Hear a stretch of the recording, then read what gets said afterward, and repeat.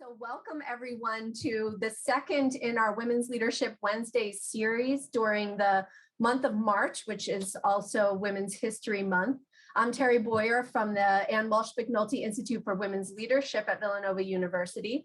And I'm joined by Beth Svenson, who's the program director of our Visible program here at Villanova. Beth, if you want to just say a quick welcome.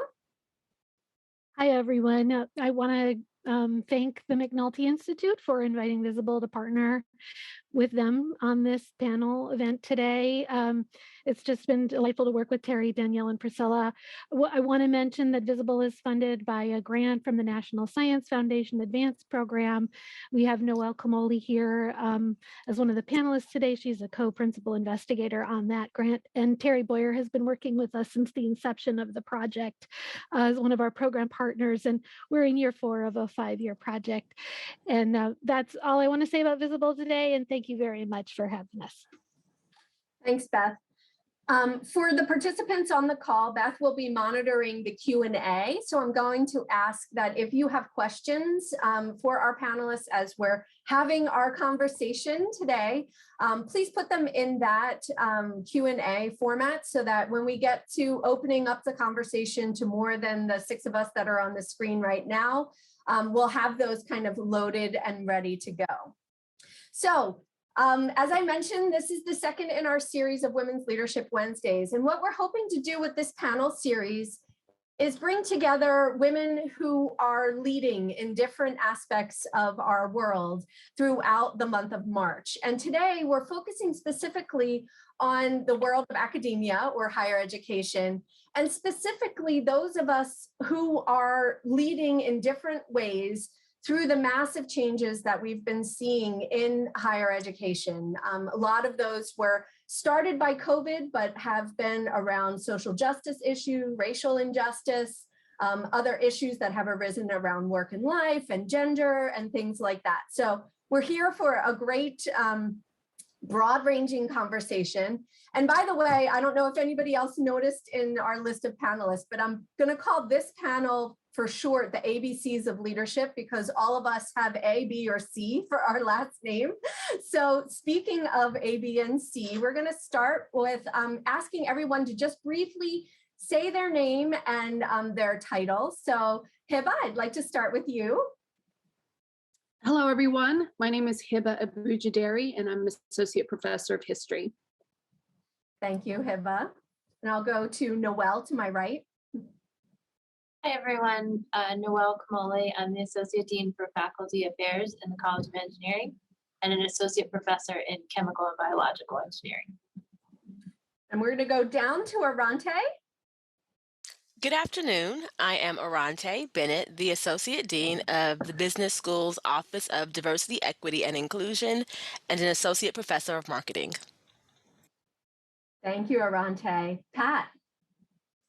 Hi, everyone. I'm Dr. Pat Bradley. I am an Associate Dean for Inclusive Excellence and Associate Professor in the College of Nursing. Thank you. And Candace, last but not least. Hi, everyone. I'm Candace Centeno. I am the Associate Dean of Academic Affairs at the Law School, the Director of the Legal Writing Program at the Law School, and a Professor of Law. Thank you. As some of my colleagues have said, this is definitely a powerhouse of women leaders on campus, both by title, but also by action and influence and impact, which are 2 of the guiding principles of leadership that we ascribe to at the McNulty Institute. So I asked each of you to be here after conversations between my colleagues and the Visible team, because we know that you've each taken on a new role or have started or are working on a new initiative in the face of those changes that I talked about at the very beginning, and that we're seeing them globally, but also in higher education. So I'd like you to take a moment to tell us a little bit about that role or the initiative that you're working on and how that may have come about out of this change. So why don't we start with Pat? Thank you, Terry. I would like to say that when I first knew I was going to be on the panel and then had an idea of what were some of the things we were going to talk about, I went back to my job announcement to really what did it say, who I was and what I was going to be doing. And the basic principle is all things diversity, equity, and inclusion, and really looking at the activities that we have within the college and how we can connect also to the campus. Our strategic plan, one of our big pillars was inclusive excellence. And we had a group that got together and began to talk about what was needed. At the top of the list was an associate dean for inclusive excellence. And so before, we have not implemented our strategic plan. We're still working on it, but this office was developed from that. And I've been just so excited and happy to be connected to people. I have been for many years on campus. I've been here almost 25 years now. And now we have the title that goes along with the role of things that I've been doing for, it's just really it's a feeling to be able to do that. And I like that comment about you have the title for the things that you've been doing, because I sense that may be a lot of the themes that you'll hear for, I think, some of the work that we do. And it's definitely something that you see often for women leaders, right? That we've been doing the work and we don't often have the title. I'm going to ask Aronte with a new title as well to jump in here. My story is very similar to Pat's. In 2019, the business school underwent the process of making a strategic plan, and that plan has 3 pillars, one of which is promoting an inclusive community. And at the time, the dean and her team thought that it was, imperative to create an office that would take the lead in this work. And so of that, the Office of Diversity, Equity, and Inclusion was born. At the time, it was led by Associate Dean of Initiatives, Terrell Drake, and he created a team of faculty and staff directors based on their experiences either in the workforce or in their research. I was tapped because my research often focuses on vulnerable populations, and vulnerability can be a function of either your racial identity, your economic status, or your migrant status, right? And all these things made me a good fit for the office.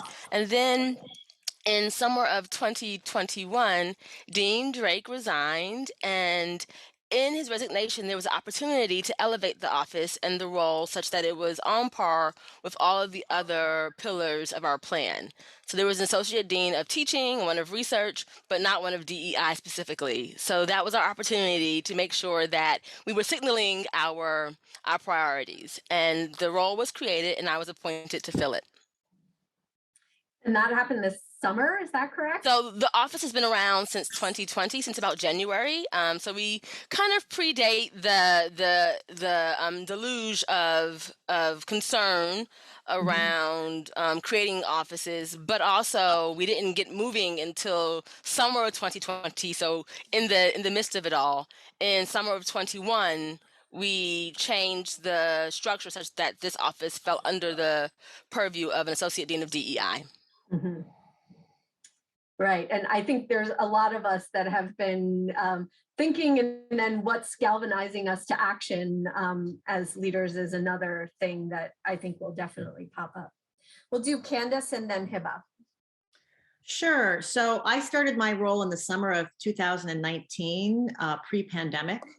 And as academic dean, I'm basically in charge of the delivery of the entire academic program, and all things included adjuncts, assigning courses, curricular changes, ASP, accommodations, exams, all that good stuff. And I think my biggest concern when I started this new role was potentially having to deal with a long-term snow event. We all remember the week where we basically didn't have school. And I thought, well, that's a tough thing to deal with. And instead, the pandemic hit in March of 2020, which sort of has turned into a 2-year snowstorm in some respects. And the good news is I'm no longer concerned about a snowstorm. And I guess when I think about the initiative is really been dealing with the pandemic and making sure that academic excellence is continued in the classroom. It wasn't anticipated when I started, and it really did present a challenge and that kind of exhaustion. But while there's a lot of opportunities and bright sides that I've tried to capitalize on, So that's really my initiative, is taking the tools that we had to implement and using them to manage other teaching challenges and improve our teaching. Yeah. I love that. I'm not worried about a snowstorm anymore. It's like definitely the little things that we're appreciative of. Hibba, I'd love, now you not only have taken on the role of all of us in terms of being a professor still in all of these things, but you've also taken on a specific role at the university level as well, that you might be able to share with us too. Yeah, sure. So unlike the pandemic of COVID, the other pandemic of racism, right, in the summer of 2020, after the murder of George Floyd in the summer of protests, Father Peter initiated a new task force, which was called the Equitas Task Force, and Dr. Sherry Bowen and I were invited to be part of that as facilitators from the IGR program. One of the recommendations that came out of the Equitas Steering Committee was a universal required course on race.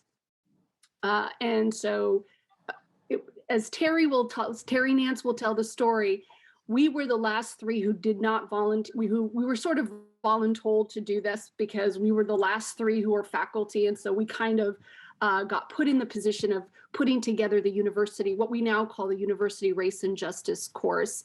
Dr. Sherry Bowen and Dr. Terry Nance and I are the co-chairs of that subcommittee, and we are right now in the process of we've co-designed and now piloting that course in hopes that it will be a universal-wide required race and justice course.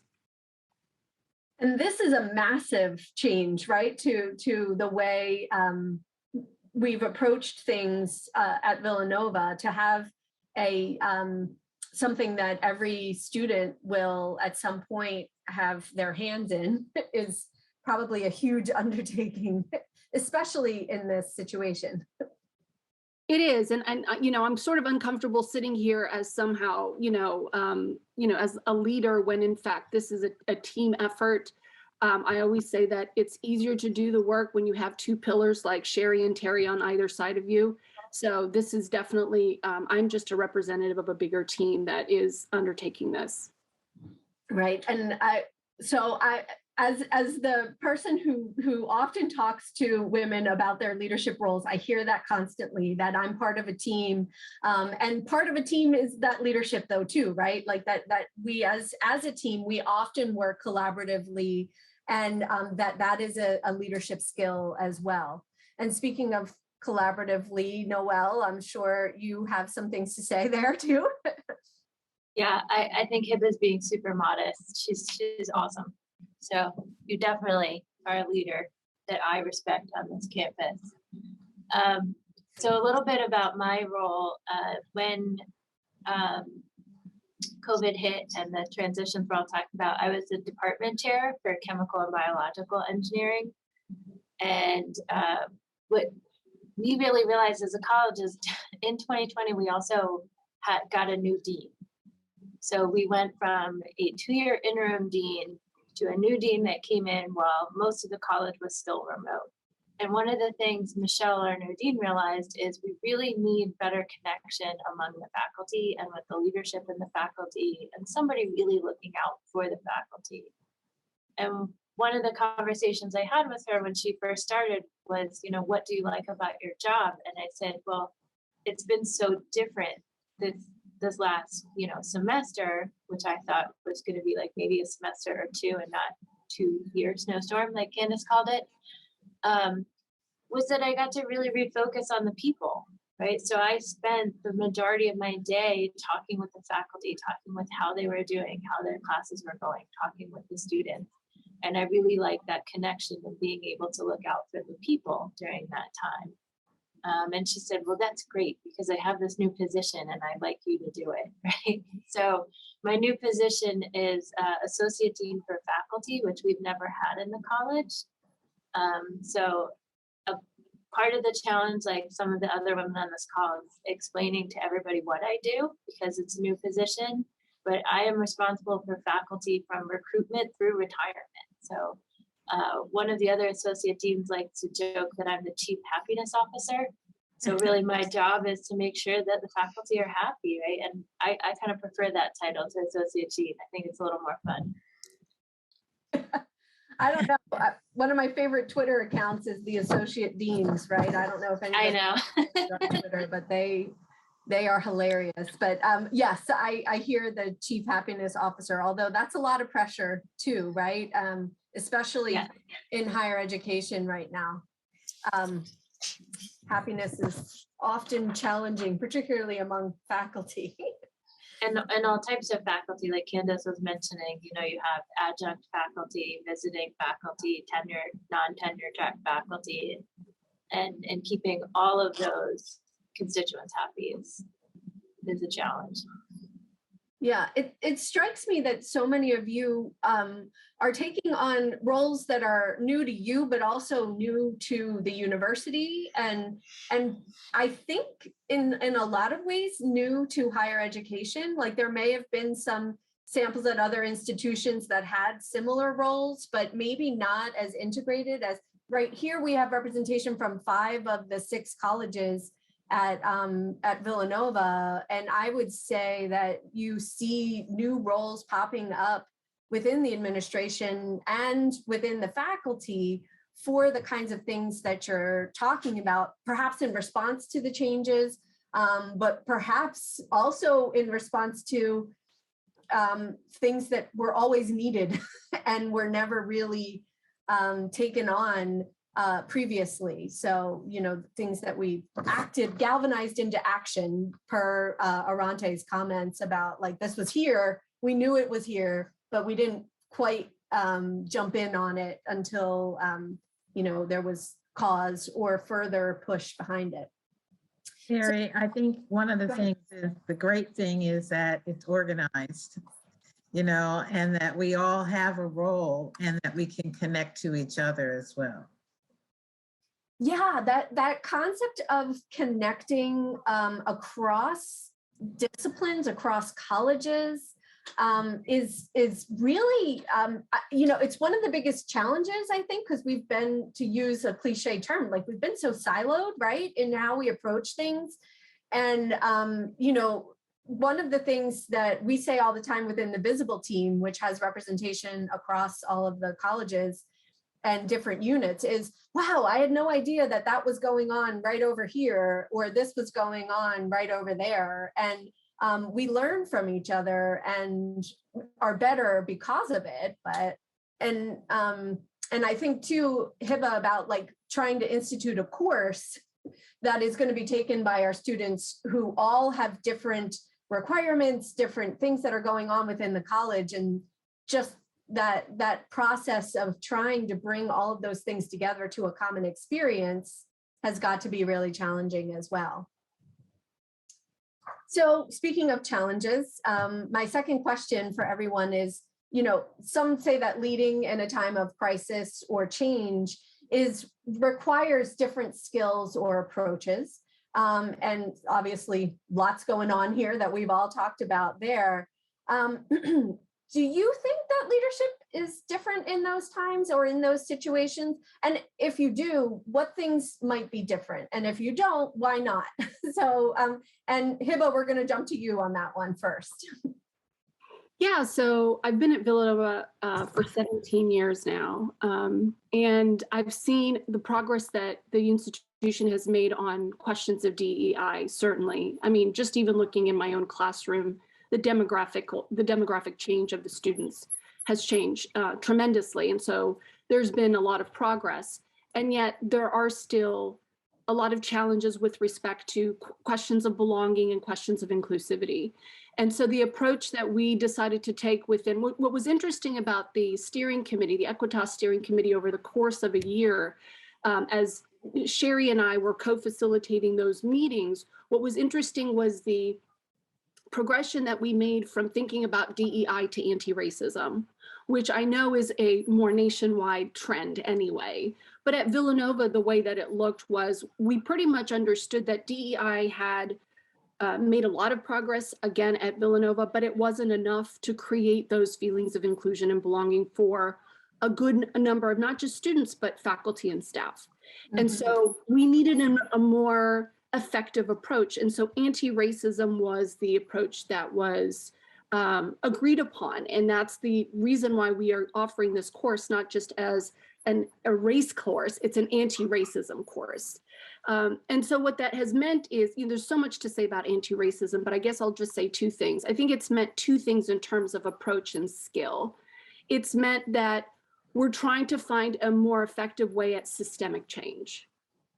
And institutions generally are very slow at change. They are threatened by change. And then you have this change called anti-racism coming at you. I mean, it's a very threatening idea, right? And institutions of higher education especially are, I think, slow at change. So how can we disrupt in these more positive ways so that we can get to this goal of inclusivity, of belonging, of creating greater sense of belonging across the board, not just for some people, but more people. And I think what that has meant is really trying to move us away from, the performative allyship that we heard about so often, and really think about how can we create sustained, how can you disrupt, but at the same time create sustained and patient efforts at transformation, at transforming the institutional structures. And so what we thought is the URJC would be, or the University Race and Justice course would be a great step along with the other Equitas recommendations. So it's not just this course that's going to solve racism on our campus. It's in concert with all the other efforts and changes. But we thought of it as a structure onto itself that implemented across the whole university can create, at the very least, an intellectual shift in what students know, right? And how students experience knowing, not just the intellectual content, but also because we were incorporating dialogue, knowing one another, right? And at the same time, create a cultural shift.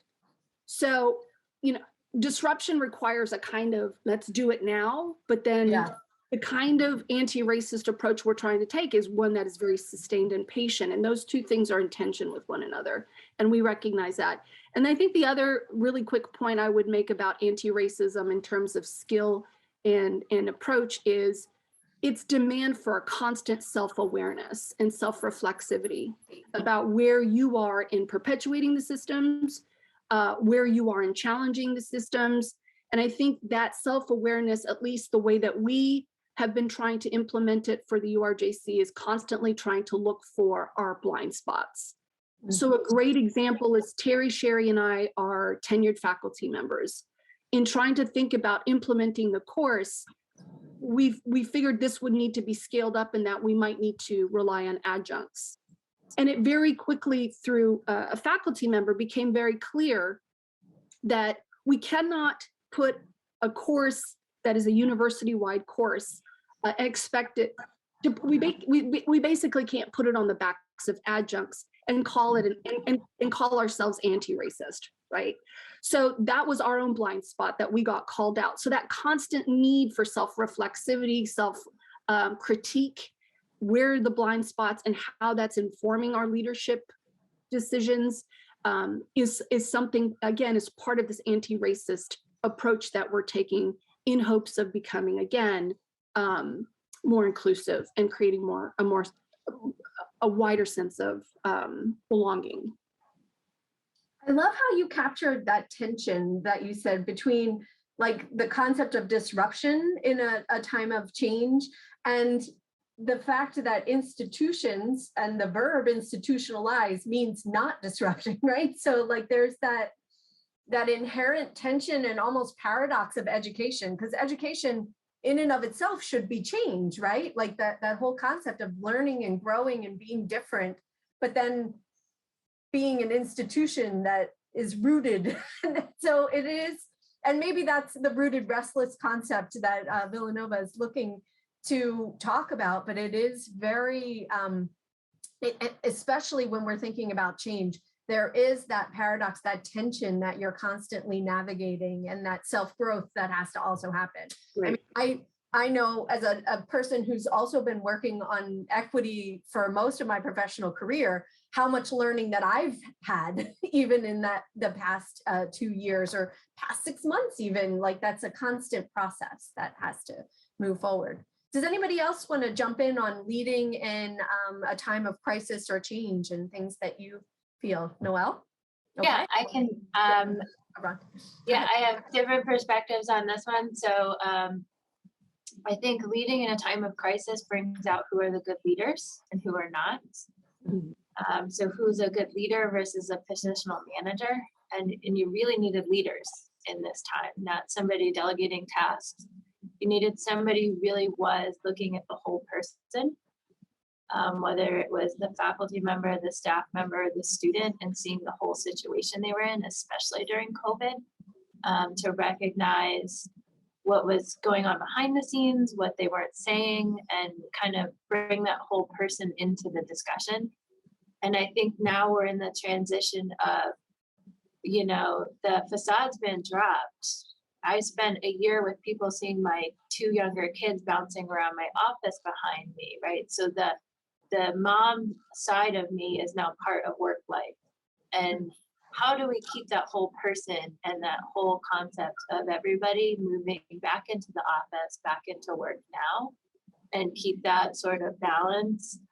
So that's one piece of the change. Getting into the anti-racist movement has been another big piece of the change, as well as a transition from a primary undergraduate teaching school to this bigger research has been a big pull in the College of Engineering. And what does that mean on a faculty member's time, on a staff member's time? And again, I think it gets to kind of individual conversations as a leader, of understanding and meeting people where they are and understanding their fears and what's holding them back and what they don't understand.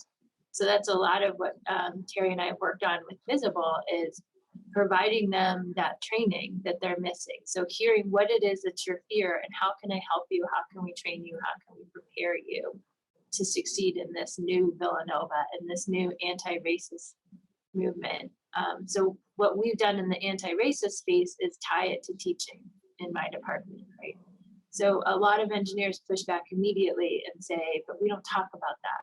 I don't talk about race. I talk about numbers, right?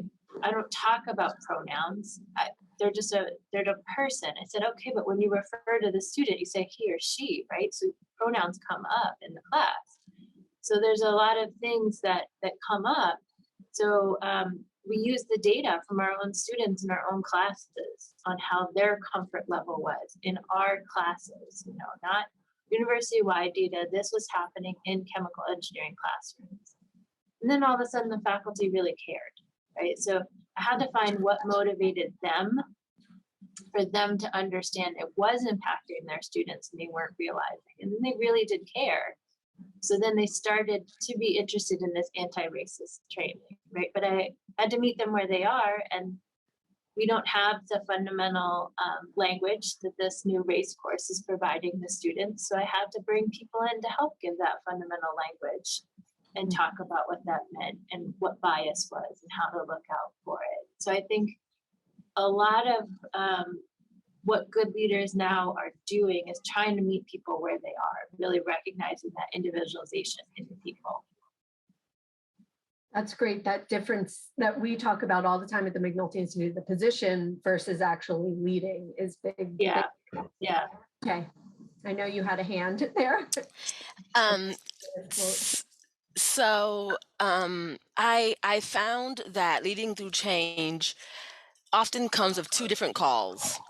One call is for you to be able to make quick change, and the other is for you to make informed change. And these 2 calls are often opposing. It's hard to make quick, informed change.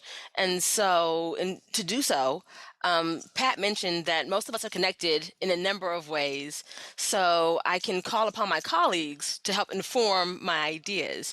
I'm part of the team that Hibba is working with to launch this new course.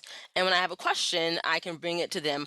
I'm also a member of Visible, so I can ask questions there. And it's this collaborative that allows me to get information quickly. I also, to Noelle's point, am looking at full people, whole people, students and faculty, and introducing spaces for them, for their voices to be heard. And that's the informed part, right? So I can make quick informed decisions in effort to avert further crisis, right? Because the crisis is happening in the world. What we do in our building can either exacerbate it or mitigate it. And I'm trying to bring it in. And my approach to doing so, beyond that tactical version, in philosophy, is grace and mercy. And it is imperative for me to show grace to myself and to others as we navigate this new space and these tough topics. And if there's a misstep, to show mercy, right? And it's in doing so, people feel empowered to attempt to invite change and to be involved in this process. And so I'm leaning on that kind of informed, fast decision making, with grace and mercy being our approach to inviting people into our space, into our work. I love that. That's really great. Candace. So I think the skills are really similar, but I think for leadership, but I think that the pandemic really made certain skills and approaches really more important. And kind of building upon what you just said, I felt that leading with Caritas was the huge theme when I made most of my decisions, including this year, but also last year. I kept saying, well, what is Caritas here? And that was really helpful for me, because it made me think about not just the question, but why are they asking this question? And what's the outcome if I can't help them with this question? I also really think that listening became huge during the pandemic, to really listen to the community's needs and work to implement change when I could. I think so many people felt helpless because we didn't have control over this virus. And so if they come to work and continue to feel helpless and out of control, so the extent I could help people find their voices, that was really important to me. I also felt it was really important to lead by example with regard to issues of anti-racism and social justice. Law really has a lot of opportunities to really address issues of race, of social justice, systemic inequalities. I had started doing some workshops for teaching ideas and sharing, but what I said to myself is I have to lead by example. So I took a look at the classes that I am still teaching, and I'm like, what am I going to do to change? And then sharing that with everybody. So I think leading by example is a huge thing.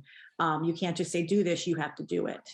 And then my last two things were, the hardest thing for me was being flexible, that need to change quickly or not being able to anticipate everything. Wow, that was just, I had to really work on that myself and my mindset. So I learned a lot about myself and really grew a lot. But at the same time, you had to be really strategic and creative, because in the summer of 2020, I had to completely change what 2020 and 21 was going to look like academically. So wow, lots of growth, but also a lot of things. I'm a better leader because of the pandemic, I hope, and learned a lot more. Yeah, and another theme that we're hearing here is like the connections that we're all forming and relying upon for that, both for listening and informing, but also I hear an undercurrent of personal support there too, right? So like being able to recognize that as leaders, we're doing hard things too, and that we often need others to either or even just support in some way. You know, like it could just be at times, and I know I've done this multiple times with people, is just, you know, say, all right, this is really hard. And I just need somebody else to acknowledge that this is really hard, right?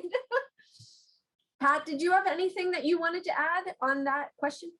I was thinking about the whole sense of urgency that comes about, and when Aronte called it quick, and then the part about being informed, because we also have a desire to get it right. So we're going to make changes, and we want to make sure that those changes are impactful. Yeah, I love that we you know, you feel absolutely pressured to get it right, but then to Hibba's point initially, we know we're never going to be fully right? Like we're always in that self-reflection process, and I think that's really hard. I mean, I'm among a group of really high achieving people, right? So, and no matter how we characterize our personalities, we've been very successful by different measures, perhaps, but still knowing that at times we're going to be wrong and have to acknowledge that is another big aspect. And you heard that come out, I think, a lot in people's conversations about leading at this time, that concept of vulnerability and sharing that, but also how that means something different for those of us who hold different identities, right? Like how vulnerable and should I be, or how much more risk might that be for me? And so speaking of the different identities, we know from both the data, the research, but also anecdotally that crises amplify inequities, right? And we saw that left and right with everything that we were experiencing with COVID and the social justice invigoration movement that we saw. And one of the goals of Visible's work, even though we applied for it a few years before COVID, was to make sure that those historically marginalized groups that are often exponentially impacted in these times were not further exponentially impacted as the institution was undergoing the changes that it was seeing, which were then, those changes were about our Carnegie classification and different addition of new programs, et cetera. We had no idea that COVID was on the horizon, but then COVID added super layers to that, right? And so this is the tough question, right? How do leaders navigate that so that we are not exponentially impacted those vulnerable groups, if you will, or those that have historically been the ones who have borne the brunt of these issues throughout our history. So Aronte, I'm going to start with you because I know that's implied in your work as Associate Dean. Thank you. So I'm going to tackle this from two different perspectives, first COVID and then racial justice. So for COVID, it was imperative that our office be mindful of the different circumstances that students were returning home to.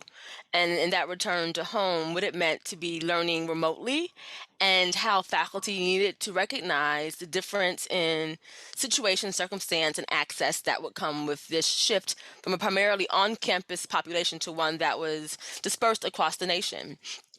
And that took conversation. And it took reminding faculty relatively frequently that video could be requested, but it could not be required, because requiring it was an act of inequity and it would be disadvantaging some students. And also reminding them to be flexible in many ways, but that also then turned the mirror to us and required that we show that same flexibility, that same grace to our faculty, and allow them the kind of flexibility, reminding meeting organizers to host hybrid events and to do so in a way that was high quality, so that those who were at home were not getting the short end of the stick and could be actively engaged in conversation.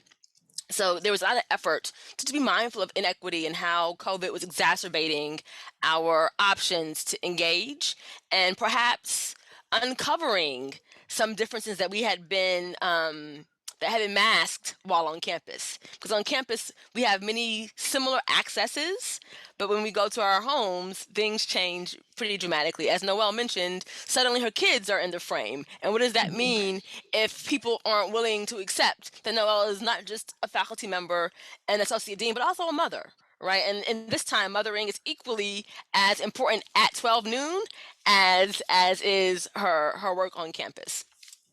Now, when we turn our attention to racial justice, it has been my office's stance for quite some time now that we do not overburden those who are being oppressed through racism in helping us lift ourselves to a place where we are anti-racist.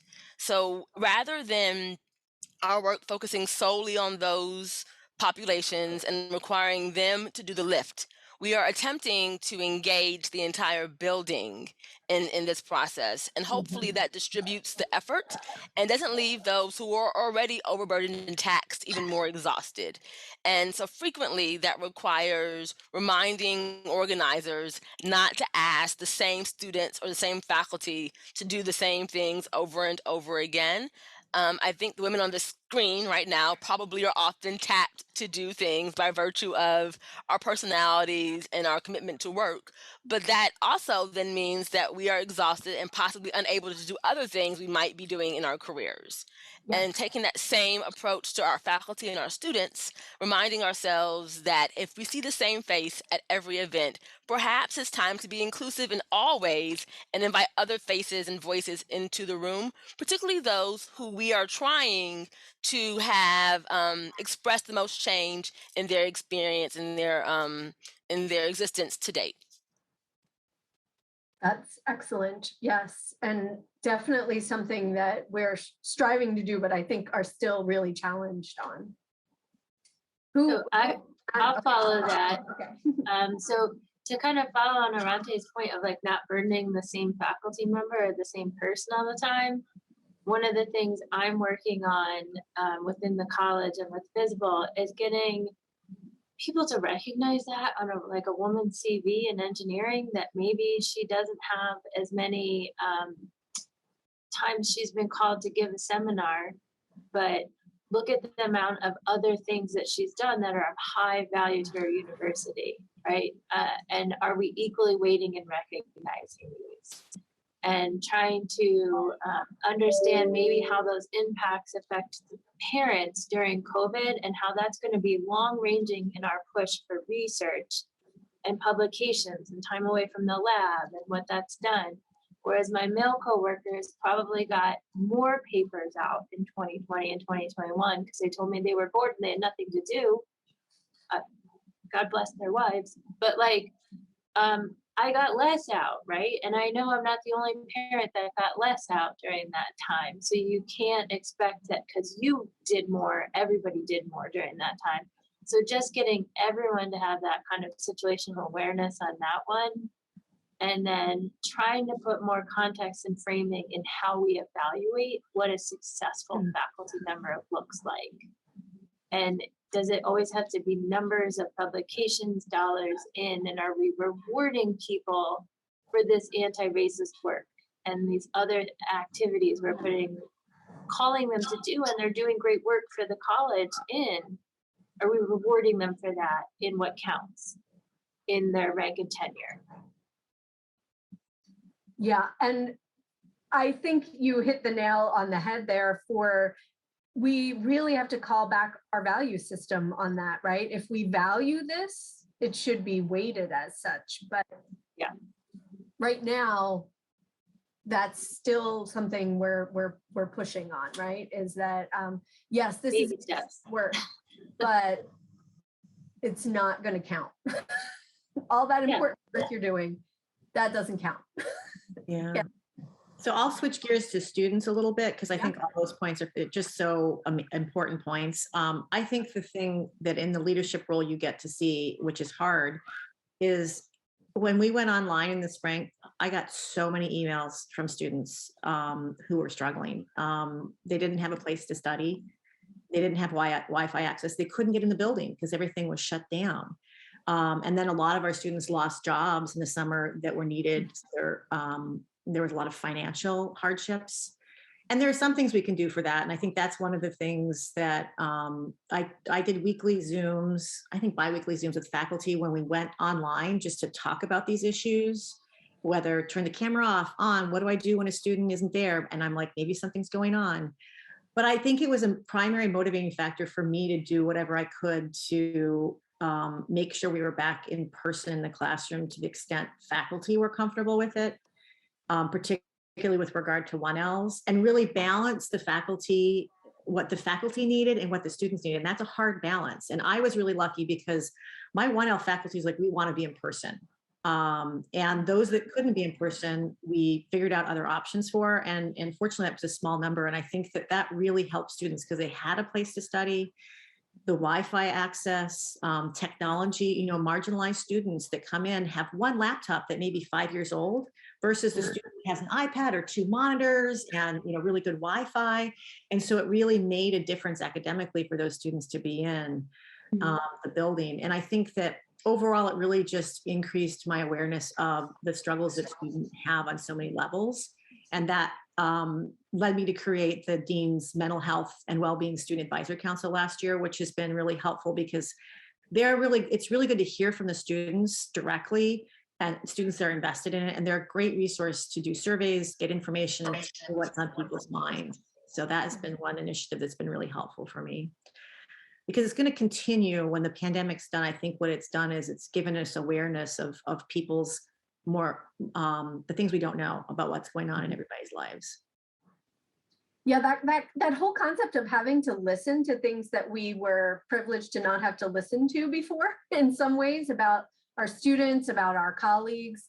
And I don't know if that's the right term in terms of privilege to not have to listen to, but we're able to ignore or not pay much attention to, but everything just came right in, right? So you needed to know these things about your students that you didn't need to know, but then you also need to check your own perceptions of what that is in the way you interact and perceive those students, right? So, and so all of that is a learning process, I think. Did anybody else want to jump in on that one?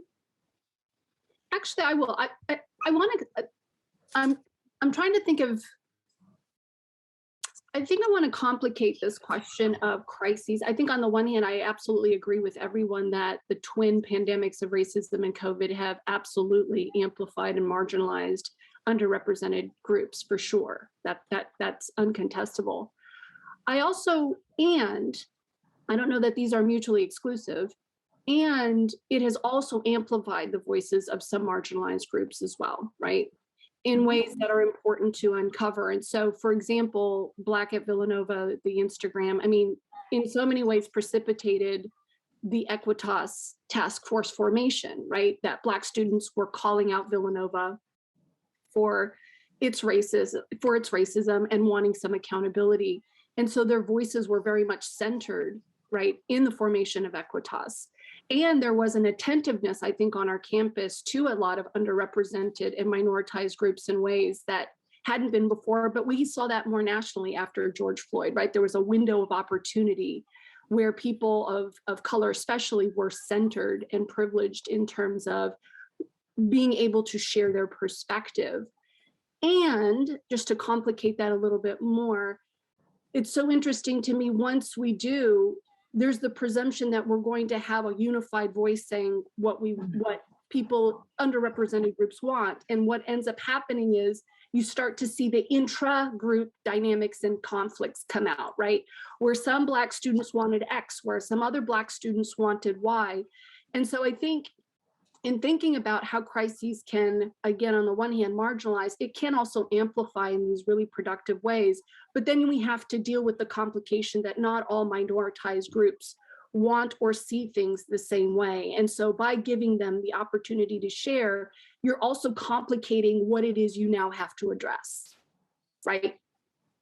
Yeah, and I know that in some cultures, the word crisis is formed by that concept of opportunity and challenge, right, at the same time. And that concept that those two things have to be intertwined.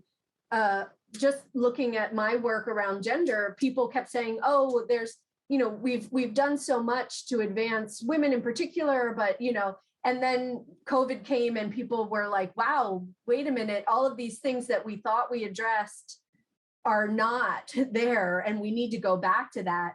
And not that we were even close to solving racism, although some people contended that when Obama was elected, but certainly showcasing how all of those things are still there, are still part of something that we need to be addressing, and using that opportunity of shining the light on it. And that concept of heterogeneity within groups is also a tremendous benefit, if you will, of that crisis. Mm-hmm. I don't think that was a complication. I think that was an excellent addition, Hibba. Yeah, and it's a point, Hibba, like, how do we keep that voice centered, right? I worry that, right. That like, even at Villanova, we're gonna be like, okay, check, done. We made Equitas task force. We listened to it. Like, how do we keep it centered, and how do we keep it in the front of people's minds? And how do we get other voices in that have been marginalized on this campus? like the LGBTQ plus population? How do we get them centered in the conversation? Absolutely. And the risk also of having a URJC is it's the same problem that having an ODEI office is once you have the course, okay, well then now we have, the course that's going to take care of all that stuff none of us want to deal with, right? You're going to fix it all, right, Hibba? Harry Nance is going to fix it all. That's right. That's great. It reminds me but- of even, we have Pat now, that concept. And so what I really love about my role is my title of inclusive excellence, because it includes everyone.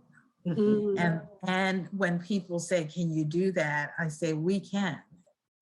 And it's so important that we consider that we're going to work on this together. And it's for all of us to consider what we're going to do to change. So we have two really good questions, but before we get to the audience questions, I want to speak to what you're saying, Pat, is like, how can we all, right? So one of the things that we hear constantly from faculty, and Noelle, you alluded to this slightly, so I'm going to ask you to take the question first, is, well, I'm just a faculty member, I'm concerned with my discipline or my class, I can't do institutional change that's above my pay grade, or that's, why I'm not an administrator or whatever, but faculty clearly have influence in this situation. So what do we say to these faculty? Oh, it's like you are the institution, right? You are Villanova. You are the front line with students, right? So the experience in your classroom is what students remember, not what policy I set up here in an office. So I think that you have to really reflect, how are you doing it with your students, and how are you treating and evaluating each other, right? So if you're a tenure track faculty, and you're a tenured faculty, you hold a lot of power in this university, and how staff are treated, and how CNTs and adjuncts are treated, and who gets tenure and who gets promoted. You're sitting on these committees, who gets hired. So you have a lot of sway in this university. And I think if you are passionate and feel like your voice isn't being heard, well, the women on this call are all in roles that can listen, right? In different colleges, that's part of our job, is to listen to you. And then get involved in faculty congress, right? Show up at the meetings when we hold listening sessions in all of our colleges. Like, speak out. That's what we're saying. We're here to listen. So get your opinion out there. Yeah, I agree. I think Go ahead, Candace. faculty really need, I encourage them to reach out to people. For me, I actually really appreciate it when faculty reach out to me, because if I don't know, sometimes I just am oblivious to something that's going on. And if people don't bring the concerns to my attention, and my field's kind of the academic field, right? So I can't control everything in the law school, but if it's my area, I really want to hear what people are saying. And I try to be as transparent as I can. And that's a challenge, because sometimes I think I am and I'm not. So hearing from faculty about things they don't know, or they'd like to do differently, is really helpful. I think whenever I want to make change, I try to involve the faculty. Now, the pandemic was tough because I just had to do some things, but I tried to always communicate them as much as I could, and communicated more than necessary probably that year. And for this year, I've been trying to do task force or workshops for policy changes. So it's not just me, but here's a group of people, faculty and staff. Here's some distance learning things I want to change. What do you think? And get their involvement, or externship things. So I really deliberately try to incorporate more people than just me in my little seat making changes. Great. Well, we have 6 minutes left, and Steve Sheridan has submitted a really good question on, he said he's had the benefit of working with and learning from all of you, and change can at times lead to friction within a team or an organization. And I know that all of you are masters at navigating that friction to move towards positive outcomes. Would you speak a bit about what goes into planning for and strategizing to overcome change-induced friction? It's easy. Can I take a stab at this? Sure, please. Our approach tends to be to ground whatever initiative it is in either our mission or Augustinian heritage. and that it should be a shared value across the building. So if it's grounded in that, there's less room for friction because it's attached to a thing that you've already agreed upon by virtue of being here. Now, if there is still friction, the next step is to talk to the parties who might disagree and try to understand the source of the disagreement. Oftentimes, it's not the intent, but the process that there's disagreement with, and trying to find some negotiation in there about how we get to the same place. And then there's the outcome when someone's just not going to be happy. And in that time, it is the leader who steps up and says, this is the direction that we're moving. Either you come with us or you stay behind, right? But you can't always avoid friction. You try your best through the first two outlets to avoid it, but if you can't, then you express where you're going, why you're going there. You invite them along, but if they don't want to come, then you have to, just let them go and let them stay behind, and maybe they'll eventually catch up. That's the 90-10 rule. That kept me sane. I can't make 100% of the people happy, but if I try and lead the best I can, 90, maybe sometimes 80 will be happy. That helps me keep sane. That's good. I'm going to put that on my wall, Candace. I think And it's grounding it in the mission, right? Like grounding it in that mission of, are we centering it around students, right? And the education and what we're here for is really helpful. And I think in that friction is the opportunity for change. And we think about it even with IGR, and we talk about discomfort, and it is, where we learn the best, being uncomfortable, we know there needs to be a change. Yes, good friction. Friction, yeah. So, and speaking of thinking about the students and the faculty, our last question in the next 3 minutes, and I hear this all the time. We focus at the university on faculty and students first, because they're why we're here, and faculty next, but who's staff? Like, what do we want to do about staff? So our last question was from somebody who says, what efforts, if any, are directed around staff on some of these issues? I don't know if any of you have. Yeah, so it's a challenge, right? Because even my position in the college, I'm faculty, like who's staff, right? So it kind of falls in a lost bowl sometimes. So we have an engineering staff council within the college, just for the engineering staff, that I've been working with them to try and really establish ways to increase communication between staff and faculty. And I think a lot of, and maybe this is engineers, we just like to know why.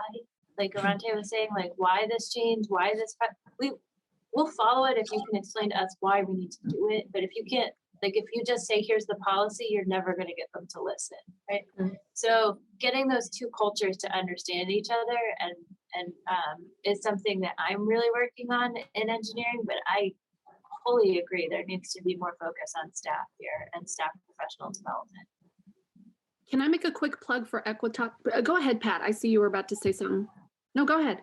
I was just going to say that we do have some initiatives that are staff related, but it's not loudly advertised as well, similar to the voices of staff. We're listening, but we're not really inviting people to really be able to speak. Hibba? Two quick plugs. Number one, Equitas has an entire subcommittee dedicated to staff development. So there are initiatives coming out specifically for and focused on staff. And the ODEI office has a number of trainings and events that are geared for staff as well. So you could look up those two sources if you're interested. For me, oh, sorry, go ahead, Candace. I was just going to say I supervise staff in my role. And one of the things, they're amazing. And I think the things I talked about leadership is really listening to staff and really helping them find their voice in that role. If you do supervise staff is really important. Yes, definitely. The voice piece is something we're constantly challenged by.